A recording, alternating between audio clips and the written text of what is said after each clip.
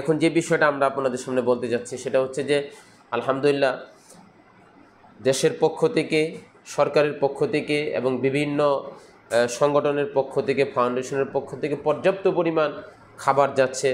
বিভিন্ন জাতি ইমাম সমাজের পক্ষ থেকে বিভিন্ন সংগঠন নামে বেনামে যাচ্ছে। তো সামনে যে জিনিসটার প্রয়োজন হবে সেটা হচ্ছে যে পানি যখন নেমে যাবে তখন প্রত্যেকের বাড়ির পুনর্নির্মাণ, টয়লেট, এইভাবে নগদ অর্থের প্রয়োজন পড়বে।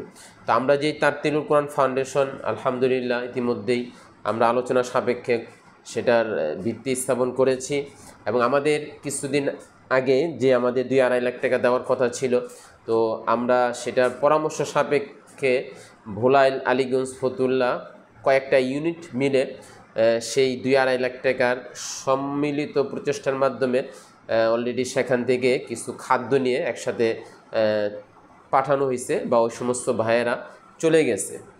এখন আমরা যারা এই তারতিলুল কোরআন ফাউন্ডেশন ইতিমধ্যে এটার স্বচ্ছতা বজায় রাখার জন্য ব্যাংক অ্যাকাউন্ট এবং আপনার বিকাশ নাম্বার স্বতন্ত্র পৃথক খুলে একেবারে হিসাব যেন এটার সাথে পৃথক থাকে সেই হিসাবে আপনাদের সামনে আপনার এই বিকাশ নাম্বার দেওয়া হয়েছে।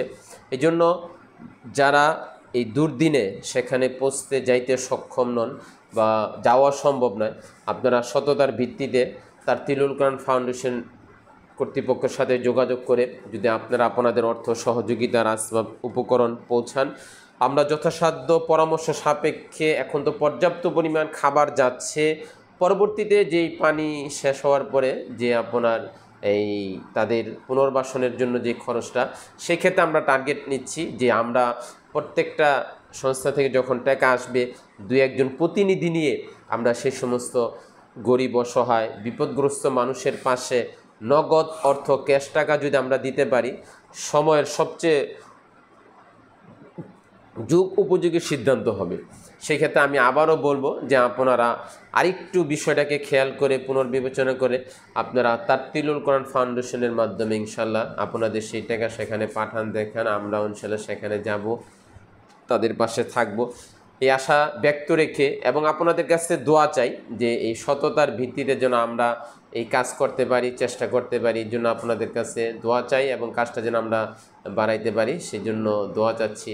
আল্লাহ আপনাদের সকলকে তৌফিক দান করুক, আমিন।